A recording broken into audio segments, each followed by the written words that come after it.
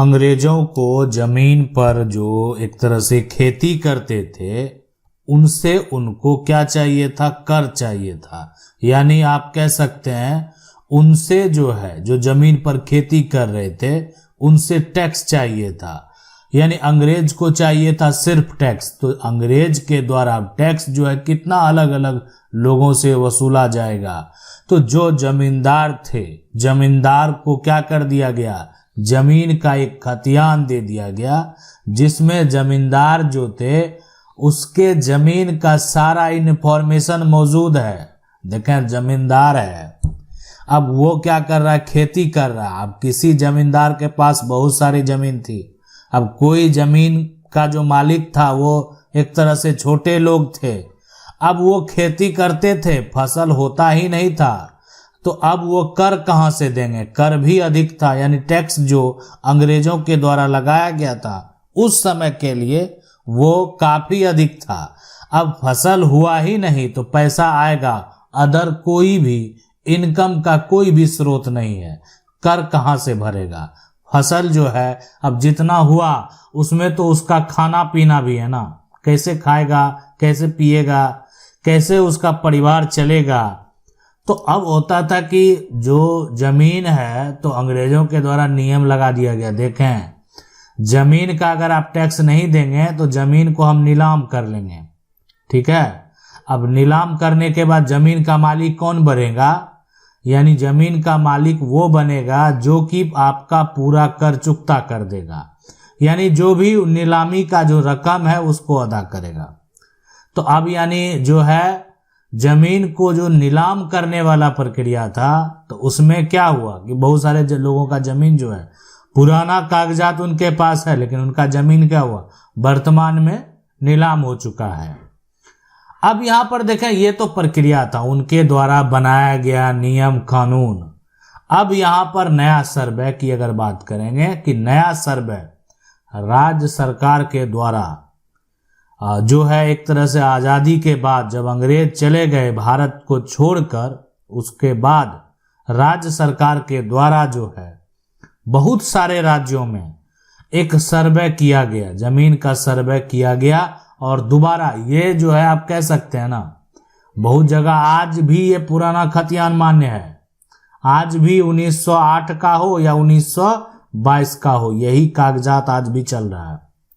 लेकिन बहुत सारे राज्य में क्या हुआ, राज्य सरकार के द्वारा सर्वे किया गया, सर्वे करने के बाद एक और खतियान दे दिया गया। और उसमें क्या हुआ कि जो जमीन का स्थिति है वर्तमान में, उसको देखते हुए या जिसका कब्जा है, जो उस पर खेती कर रहा है, उन सभी को देखते हुए जमीन का सर्वे कर दिया। लेकिन यह भी कह दिया कि जमीन का असली मालिक वही होगा जिसके पास जमीन का ये पुराना खतियान है, ठीक है। अब यहां पर लोगों ने क्या करा लिया, लोग जो जमीन को कब्जा करके रखे हुए थे वो अपने नाम पर जमीन को चढ़वा लिए, इसलिए कि जमीन का जो मालिक है अब वो एक तरह से दूसरे जगह रह रहा है। उनका जमीन जो है कहीं ना कहीं आप कह सकते हैं वो 100 किलोमीटर दूर है, कोई 500 किलोमीटर दूर रह रहा है। अब उनका जमीन यहाँ है, सर्वे प्रक्रिया हो रहा है, वो इस बात को उतना ध्यान नहीं दिए। जिसको खेती करने दिए थे वही अपने नाम पर जमीन करवा लिया, जो कि सही नहीं है, जो कि गलत है। लेकिन अब क्या होगा, बहुत सारे मामले तो खत्म भी हुए, बहुत सारे मामले आज तक जो वर्तमान में अगर देखा जाए तो ऐसे मामले आपको कोर्ट में दिखेंगे, जो कि कोई भी आज उनके उत्तराधिकारी जो है अपनी जमीन का हक का दावा कर रहे हैं और उस व्यक्ति पर दावा कर रहे हैं जो कि आपकी जमीन का गलत तरीके से सर्वे करा लिया था। अभी ये फैसला भी नहीं हुआ है, अब एक नया सर्वे आपको देखने को मिल रहा है। यहाँ पर बहुत सारे लोगों का ये मामला पेंडिंग भी है। अब आखिर ये नया सर्वे जो है इसमें क्या होने वाला है, नया सर्वे में यानी आप कह सकते हैं कहीं ना कहीं जो आधार एक माना जाएगा वो वर्तमान स्थिति को ही माना जाएगा। और वर्तमान स्थिति इसलिए कि अगर पुराने जो दस्तावेज हैं डायरेक्ट उससे फिर नया अभी वर्तमान में सर्वे जो वो संभव नहीं है, कि पुराना खतियान से बहुत लोगों ने जमीन को बेचा। अभी वर्तमान में जो नया सर्वे के बाद, यानी एक तरह से इसके बाद जो दोबारा सर्वे हुआ, उस आधार पे बहुत सारे जमीन की खरीद बिक्री हुई, उनके पास जमीन का केवाला है। तो वर्तमान स्थिति जो होगा, यानी जहां पर भी इस बीच में सारा प्रक्रिया, यानी पुराना खतियान के बाद भी राज्य सरकार के द्वारा एक और अगर जमीन का खतियान दिया गया है और उससे जो आपके दस्तावेज तैयार हुए हैं, उसी आधार पर नया सर्वे होगा। अब इस नया सर्वे में जो है, अगर बात करें जो राज्य सरकार के द्वारा, खास करके आपको ये बिहार में भी देखने को मिल रहा होगा कि बिहार राज्य सरकार के द्वारा जो है इस बार एक नया सर्वे किया जा रहा जमीन का, और वो भी जमीन का जो है वो डिजिटल सर्वे है। यानी आपके जमीन का सारा दस्तावेज जो है अब यानी ऑनलाइन प्लेटफॉर्म पर देखने को मिलेगा। ऑनलाइन प्लेटफॉर्म पर आप जो है सारा दस्तावेज को देख पाएंगे। अब यहाँ पर है कि ये जो पुराना खतियान से नया सर्वे की बात है, ये जो आप प्रॉपर्टी देख रहे हैं, ये अगर एंसेस्ट्रल प्रॉपर्टी की बात है, पैतृक संपत्ति की बात है, तो परदादा, दादा, पिता, यहाँ पर चाचा, बेटा, बेटी। तो अब वर्तमान में आखिर होने वाला क्या है? वर्तमान में अगर बात करें तो हो सकता है आपका पुराना जो जमीन का खतियान है वो परदादा के नाम से है, और उसके बाद जो फिर राज्य सरकार के द्वारा जो सर्वे किया गया, यानी वो आपके दादा के नाम से है। अब यहाँ पर जो आपका एक तरह से जमीन का सर्वे होना है, या तो पिता, चाचा या उनके जो बच्चे हैं उनके नाम से होगा। तो मान लेते हैं अब वर्तमान में जो दस्तावेज है, इसलिए कि जो व्यक्ति अब इस दुनिया में नहीं है उसके नाम जमीन का सर्वे नहीं होगा। यानी दादा हैं तो दादा की यहाँ पर अगर मृत्यु हो गई है, ठीक है, तो ये इनके नाम पे जमीन का सर्वे नहीं होगा, परदादा भी नहीं है। तो अब यहाँ पर जमीन का सर्वे पिता और चाचा के बीच में होना है। तो अब देखें डिपेंड क्या करता है, क्या पिता और चाचा ने अपनी प्रॉपर्टी का बंटवारा किया है? अगर ये बंटवारा किया है तो पिता का जमाबंदी संख्या जो होगा, जमाबंदी संख्या वो क्या होगा, अलग होगा। और चाचा का जो यहाँ पर बात करें जमाबंदी संख्या जो है, जमाबंदी संख्या वो अलग होगा। यानी पिता का अलग होगा, चाचा का अलग होगा। अगर ऐसा हुआ है, यानी दोनों का जमाबंदी संख्या अलग अलग है, तो उनको, और दोनों जीवित हैं, तो उनको टेंशन लेने की जरूरत नहीं है। उनका अलग अलग सर्वे हो जाएगा। यानी जो आपके पिता हैं उनके नाम अलग सर्वे हो जाएगा, और जो चाचा हैं उनके नाम अलग सर्वे हो जाएगा।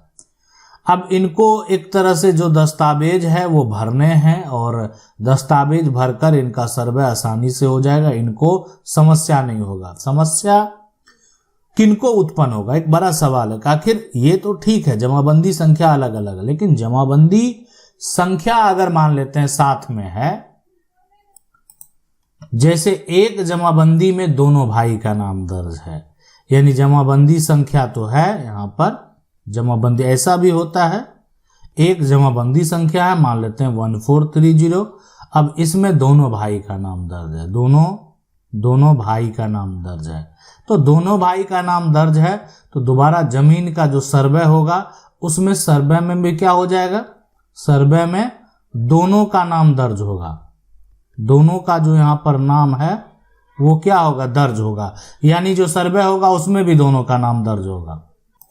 तो ये तो प्रक्रिया हो गया कि दोनों का नाम दर्ज है, लेकिन जिनका जमीन जो है आज भी परदादा के नाम से है, जिनका जमीन आज भी दादा के नाम से है, तो इसमें जितने भी वंशज हैं, जितने भी उत्तराधिकारी हैं, मतलब क्या होगा, जैसे परदादा की बात है, परदादा अब इस दुनिया में नहीं है, दादा इस दुनिया में नहीं है, पिता चाचा भी इस दुनिया में नहीं है, तो अब इनके जो वंशज, जो भी बेटा बेटी होंगे, जहां पर आकर जो वंशज जो है जीवित रहेगा उसके नाम जमीन का सर्वे होगा। इस बात को समझ लें। ठीक है, मान लेते हैं कि पिता इस दुनिया में नहीं है लेकिन चाचा जीवित हैं, तो चाचा का भी नाम दर्ज होगा, और साथ में आपके यहाँ जो पिता है तो उनका अगर कोई बेटा है तो उनका नाम दर्ज होगा, हाँ कोई बेटी है उनका नाम दर्ज होगा। तो ये पूरा प्रक्रिया अब जो भूमि सर्वेक्षण है यानी बिहार विशेष सर्वेक्षण अधिनियम के तहत जो है, जो एक तरह से ये आपको नया डिजिटल खतियान, नया सर्वे देखने को मिलेगा। अब ये जो एक तरह से सर्वे है उसमें सारा कुछ जो है एक तरह से डिजिटल प्लेटफॉर्म पर सारा फोटोग्राफी जो भी है, जमीन का मैप जो है, सभी कुछ डिजिटल तरीके से किया जा रहा है। अब यहाँ पर देखें, सबसे पहले बहुत सारे लोगों का ऐसा सवाल भी है कि मेरा तो जमीन पर कब्जा है, यानी हम जो है एक तरह से जमीन को कब्जा करने वाले हैं, तो मेरे साथ क्या होने वाला है। मेरे पास कोई भी ऐसा कागजात नहीं है।